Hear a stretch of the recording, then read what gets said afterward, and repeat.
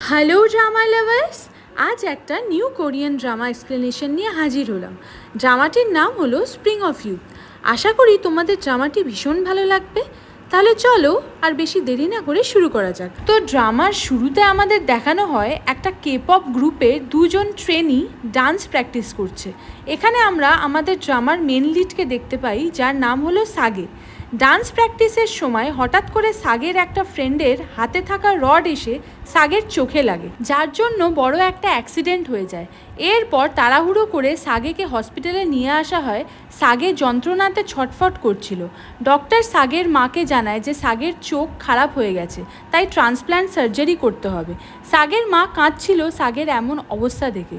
এরপর সাগের আই সার্জারির জন্য সব ব্যবস্থা করা হয়। তারপর ট্রান্সপ্ল্যান্টের প্রসেস শুরু হয়। এখানেই সিন কাট হয়। এরপর আমরা অনেকগুলো বছর পর সাগেকে দেখতে পাই। সাগে এখন ফেমাস কেপপ আইডল হয়ে গেছে, আর ওর গ্রুপের নাম হলো দ্য ক্রাউন। সাগের অনেক ফ্যান সাগের জন্য ওয়েট করেছিল। ওরা সাগেকে দেখে ভীষণ আনন্দ করছিল। এইদিকে সাগেও ওর প্রতি ফ্যান্সদের এত ভালোবাসা দেখে প্রাউড ফিল করছিল। এরপর সাগের কনসার্ট শুরু হয়, যেখানে সাগে অনেক সং সিং করে। সাগের সং শুনে ওর ফ্যান্সরা ভীষণভাবে আনন্দ করতে থাকে। বেশ কিছুক্ষণ কনসার্ট চলে। তারপর সাগে ওর ফ্যান্সদের জানায় ওদের গ্রুপ সং চার্টে নাম্বার 1-এ চলে এসেছে, যেটা শুনে সাগের ফ্যান্সরা আনন্দে চিৎকার করতে থাকে সাগের জন্য। এরপরেই কনসার্ট শেষ হয়ে যায়। নেক্সট সিনে আমরা দেখি ওরা সবাই মিলে সেলিব্রেশন করছে, সবাই খুব এনজয় করছে এবং নন স্টপ ড্রিঙ্ক করছে। এখানে আমরা সাগের কোম্পানির সিইওকে দেখি, যার নাম হলো মিস্টার চো। সাগে ওনাকে ওর বাবার চোখে দেখে। সাগে মিস্টার চোকে ওনার মেয়ে জিনার কথা জিজ্ঞাসা করে যে নুনা কোথায়। নুনা মিন্স বোন। মিস্টার চো জানায় জিনা অফিসে কাজ করছে। এরপর আমরা জিনাকে দেখি। জিনার কিম বম নামের একটা মেয়ের লেখা গান ভীষণই পছন্দ হয়েছে, তাই সেই সংটা জিনা কিনতে চায়। তাই জিনা কিম বমকে কাল কোম্পানিতে আসার জন্য বলে। এইদিকে আমরা সাগেকে নন স্টপ ড্রিঙ্ক করতে দেখি, বিকজ ওখানে ড্রিঙ্কের কম্পিটিশন হচ্ছিল, যেখানে সাগে লাস্টে জিতে যায়। সাগে এত ড্রাঙ্ক হয়ে যায় যার জন্য ওর পাস্ট মেমোরি মনে পড়তে শুরু করে। যেখানে পাস্ট মেমোরিতে সাগে দেখে ওখানে খুব বৃষ্টি হচ্ছে আর একটা কার দাঁড়িয়ে আছে এবং কেউ একজন রাস্তায় পড়ে আছে। এইটুকু জিনিসই সাগে নেশার ঘোরে দেখতে পাচ্ছিল। এরপর প্রেজেন্টে সাগে ওর রুমে এসে শুয়ে পড়ে। তখন সাগে একটা ড্রিম দেখে, আর সাগে বলে ও এই সেম ড্রিম মাঝে মাঝেই দেখতে পায়, যেখানে একটা মেয়ে আছে, কিন্তু সাগে জানে না মেয়েটি কে, বিকজ সাগে কখনো মেয়েটির ফেস দেখেনি। এই ড্রিমে সাগে একটা মেলোডি শুনতে পায়, যেটা ওর খুবই চেনা, আর এই মেলোডিই ওকে একমাত্র শান্তির ঘুম এনে দিতে পারে। এরপর সাগে ঘুমিয়ে পড়ে। সকালে সাগে যখন ঘুম থেকে ওঠে, তখন আমরা সাগের রুম দেখতে পাই, যেখানে অনেক ট্রফি ছিল, যেগুলো সাগে জিতেছে। সকালে উঠে সাগে খুবই অ্যাক্টিভ ফিল করছিল, কারণ সাগে সবসময় হাসি খুশি মেজাজে থাকতে পছন্দ করে। এরপর সাগে ফিল করে ওর ওয়েট কিছুটা বেড়ে গেছে, যার জন্য ও এক্সারসাইজ করতে শুরু করে। নেক্সট সিনে আমরা ড্রামার মেন ফিমেল লিডকে দেখি, যার নাম কিম বম।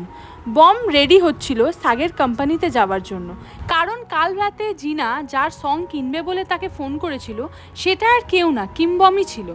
এরপর বম ওর ফেভারিট লকেট বার করে পরে নেয়। এইদিকে আমরা সাগেকে দেখব, যেখানে সাগে ওর ওয়াশরুম থেকে বেরোচ্ছিল। ঠিক তখন ওখানে সাগের অ্যাসিস্ট্যান্ট চলে আসে, যেটা দেখে সাগে একটু ভয় পেয়ে যায়। সাগে ওর অ্যাসিস্ট্যান্টকে বলে তুমি ডোর নক করে ঢুকতে পারো না, যখন তখন যার তার রুমে ঢুকে পড়ছো। অ্যাসিস্ট্যান্ট সাগেকে বলে তুমি কেন আমার কল রিসিভ করছিলে না, তুমি কি পাগল? জানো কত বড় একটা সিন ক্রিয়েট করেছো তুমি? এরপর অ্যাসিস্ট্যান্ট সাগেকে কাল রাতের একটা ভিডিও ক্লিপ দেখায়, যেখানে সাগে দেখে ও মিস্টার চোকে একটা জোরে পাঞ্চ করে, যার জন্য মিস্টার চো সিঁড়ি থেকে নিচে পড়ে যায়। সাগে দেখে নিজেই হতবাক হয়ে যায় যে ও কি করে মিস্টার চোকে পাঞ্চ মেরেছে। সাগের কাল রাতের এই ঘটনাটা একদমই মনে নেই। অ্যাসিস্ট্যান্ট সাগেকে বলে তোমার কি সত্যি কিছু মনে নেই? সাগে বলে সত্যি আমার কিচ্ছু মনে নেই। অ্যাসিস্ট্যান্ট সাগেকে বলে তোমার এই ভিডিও সোশ্যাল মিডিয়াতে ভাইরাল হয়ে গেছে, আর তাই তোমার জন্য অনেক প্রবলেম ফেস করছে, যেটা শুনে সাগে জোরে জোরে চিৎকার করতে থাকে। নেক্সট সিনে আমরা কিম বমকে দেখি, ও সাগের কোম্পানির বাইরে চলে এসেছে। ঠিক তখন সাগে চলে আসে, যার জন্য ওখানে ভীষণই ভিড় হয়ে যায়। এরপর একজনের ধাক্কা লেগে বম নিচে পড়ে যায় এবং বমের লকেটটা পড়ে গিয়ে ওপেন হয়ে যায়, আর ওর মধ্যে থাকা একটা মেলোডি প্লে হতে থাকে।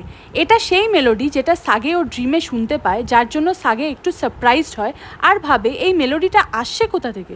এরপর সাগে এইদিকে ওইদিকে তাকায়, বাট বুঝতে পারে না কোথা থেকে সেই মেলোডি প্লে হচ্ছে।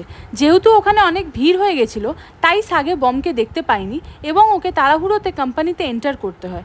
এরপর সাগে চলে গেলে বম উঠে দাঁড়ায় এবং মিউজিকটা অফ করে দেয়। এইদিকে কোম্পানিতে বমকে আমরা জিনার সাথে দেখি। জিনা বমকে একটা কন্ট্রাক্ট সাইন করতে বলে, যেটা হলো সং কেনার জন্য। সংটা বমের, কিন্তু কোম্পানি কিনে নিলে ওই সংটা বমের আর থাকবে না, মানে বম কোনোদিনও বলতে পারবে না যে ওটা ওর সং। জিনার কথা শুনে বম একটু অবাক হয় আর বলে এমনটা কেন। অ্যাকচুয়ালি বম ভাবছিল যেহেতু ওটা ওর সং, তাই ওরা বমকে একটু হলেও ক্রেডিট দেবে যখন ওর সং কোম্পানি রিলিজ করবে, কিন্তু কোম্পানি সেটা করবে না। ওরা মোটা টাকা দিয়ে বমের থেকে বমের গান পুরোপুরিভাবে কিনে নেবে। এরপর জিনাকে ওখান থেকে একটা আর্জেন্ট কলের জন্য চলে যেতে হয়। জিনা চলে গেলে বম বুঝতে পারে যে কেন এইসব কেপপ এজেন্সিজ এত ফেমাস হয়ে যায় কম টাইমে। এইদিকে আমরা সাগের করা ইনসিডেন্টটা নিয়ে কোম্পানিতে মিটিং হতে দেখি। সাগে ভীষণই চিন্তাতে ছিল আর এখনও রিগ্রেট করছিল, আর ভাবছিল ও এমনটা কি করে করতে পারলো, যেখানে সাগে ওর মায়ের পর মিস্টার চোকে সব থেকে বেশি রেসপেক্ট করে। সাগের ম্যানেজার সাগেকে বলে তোমার ভিডিও ভাইরাল হওয়ার পর কোম্পানির শেয়ার মার্কেট ডাউনে চলে গেছে, অনেক বিলিয়ন টাকা কোম্পানির লস করেছে। এইদিকে বম ঠিক সেই সময় সাগেকে পাশ কাটিয়ে চলে যায়।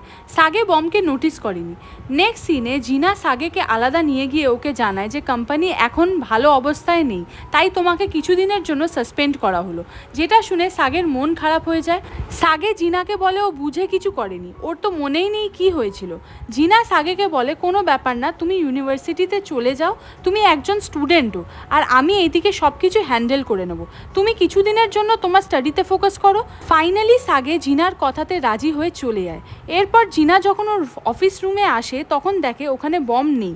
বম আগের থেকে কন্ট্রাক্ট পেপারে সাইন করে চলে গেছে এবং একটা ছোট চিটে লিখে গেছে প্লিজ আমার সংটাকে ভালোভাবে যেন ইউজ করা হয়। নেক্সট সিনে আমরা বমের বাড়ি দেখি, যেখানে বমের সাথে ওর আন্ট মিস কিম এবং আন্টির মেয়ে গিউরি থাকে।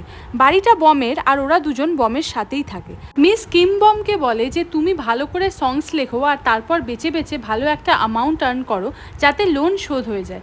যেটা শুনে বম ওর আন্টের ওপর ভীষণই রেগে যায়। অ্যাকচুয়ালি বমের আন্ট ওর থেকে লুকিয়ে বমের বাড়ি বন্ধক রেখে ব্যাংক থেকে লোন নিয়েছিল, যেটা উনি এখন আর শোধ করতে পারছে না, যার জন্য উনি বমকে প্রেশারাইজ করছে টাকা জোগাড় করে লোন শোধ করতে, না তো বমের এই বাড়িটা ব্যাংক নিয়ে নেবে। এইদিকে গিউরি বমকে বলে সাগে সবার কাছে অফিসিয়ালি ক্ষমা চেয়েছে। অ্যাকচুয়ালি গিউরি হলো সাগের বিগ ফ্যান, তাই সাগের সব আপডেটের ব্যাপারে গিউরি খোঁজ রাখে। এইদিকে আমরা সাগেকে দেখি সাগে মিস্টার চোকে SMS করে মন থেকে ক্ষমা চায়, যেটা মিস্টার চো রিড করে। সাগে লেখে ও জেনে বুঝে কিছু করেনি। সাগে ওয়েট করে থাকবে সেই দিনের জন্য যেদিন মিস্টার চো সাগেকে ক্ষমা করতে পারবে। এরপর সাগের পাস্টের কিছু কথা মনে করে, যে যখন ও ট্রেনি ছিল তখন মিস্টার চো প্রথমে সাগেকে শিখিয়েছিল যে কিভাবে পারফেক্ট গিটার বাজাতে হয়, এবং মিস্টার চো সাগেকে দেখে ভীষণই খুশি হচ্ছিল। এইদিকে প্রেজেন্টে মিস্টার চো মনে করছে যে সেদিন সাগে ড্রাঙ্ক অবস্থায় কিভাবে মিস্টার চোকে ধাক্কা দিয়ে ফেলে দিয়েছিল আর বলেছিল ওর সব মনে পড়ে গেছে। এর থেকে বোঝা যায় যে সাগের সাথে পাস্টে কিছু হয়েছিল যেটা ও ভুলে গেছে, আর সেই ইনসিডেন্টের সাথে মিস্টার চো কানেক্টেড আছে কোনোভাবে। নেক্সট ডে আমরা সাগেকে দেখি সাগে ওর ইউনিভার্সিটিতে যাবে বলে রেডি হয়ে গেছে। সাগের ম্যানেজার ওকে বলে বৃষ্টি হতে পারে, তাই নিজের সাথে একটা আমব্রেলা নিয়ে যাও, কিন্তু সাগে ম্যানেজারকে বলে ও শিওর আজকে বৃষ্টি হবে না। কিন্তু ও যখন ইউনিভার্সিটিতে আসে তখন দেখে সত্যি বৃষ্টি স্টার্ট হয়ে গেছে এবং তার সাথে ঝোড়ো হাওয়াও চলছে। সাগে তখন ভাবে যে ওর ম্যানেজারের কথা শুনে নেওয়া উচিত ছিল। সাগে কিছুক্ষণের জন্য দাঁড়িয়ে পড়ে আর বলে আমার ফ্যান্সরা কোথায়। এরপর সাগের সামনে থেকে কিছুজন আমব্রেলা নিয়ে আসছিল। সাগে দেখে ভাবে সেগুলো ওর ফ্যান ওর সাথে দেখা করতে আসছে এবং ওকে একটা আমব্রেলা দিয়ে হেল্প করবে, কিন্তু ওরা সাগের ফ্যান না, ওরা নিজেরা বৃষ্টি থেকে বাঁচার জন্য ভিতরে ঢুকবে বলে আসছিল। ভিতরে যাওয়ার সময় সাগের সাথে একজনের ধাক্কা লাগে এবং সাগের নিচে পড়ে যায়, সাথে ওর ফোনও কোথাও একটা পড়ে যায়, যেটা বুঝতে পেরে সাগে ওর ফোনটা খোঁজার জন্য উতলা হয়ে পড়ে। এইদিকে আমরা বমকেও ইউনিভার্সিটিতেই দেখি। বৃষ্টির জন্য বম একটা জায়গাতে ওয়েট করছিল, কিন্তু সেখানে দুজন ওপেনলি কিস করছিল, যেটা দেখে বমের অকওয়ার্ড ফিল হয়, তাই ও বৃষ্টিতে ভিজতে ভিজতে এসে একটা গাছের নিচে দাঁড়িয়ে পড়ে। এখানে বমের গলায় থাকা লকেটটা খুলে পড়ে যায় নিচে, যার জন্য সেটা থেকে আবারও সেই মেলোডি স্টার্ট হয়ে যায়। সাগে ওর মোবাইল খুঁজে যখন ফিরছিল তখন ও আবারও সেই মিউজিকটা শুনতে পায় আর ভাবে এই মিউজিকটা আবার কোথা থেকে আসছে। মিউজিকটা যেদিক থেকে আসছিল সেই দিকে সাগে ছুটে যেতে থাকে এবং ফাইনালি সাগে বমকে দেখতে পায়। সাগে ভাবছে যে এই মিউজিকটা আমি রিয়েল লাইফে কেন শুনতে পাচ্ছি, আমি কি কোনো স্বপ্ন দেখছি? সাগে বমের দিকে তাকিয়েছিল, তাই বম ভাবে এই ছেলেটা আমাকে কেন এইভাবে দেখছে। বম লকেটটা তুলে গলায় পড়ে নেয় এবং মিউজিকটা বন্ধ করে দেয় এবং বৃষ্টিও সেই সময় থেমে যায়। সাগের চোখে জল, বিকজ ও যখনই এই মিউজিক শোনে তখন খুব ইমোশনাল হয়ে পড়ে। ও নিজেও জানে না কেন এটা হয় ওর সাথে।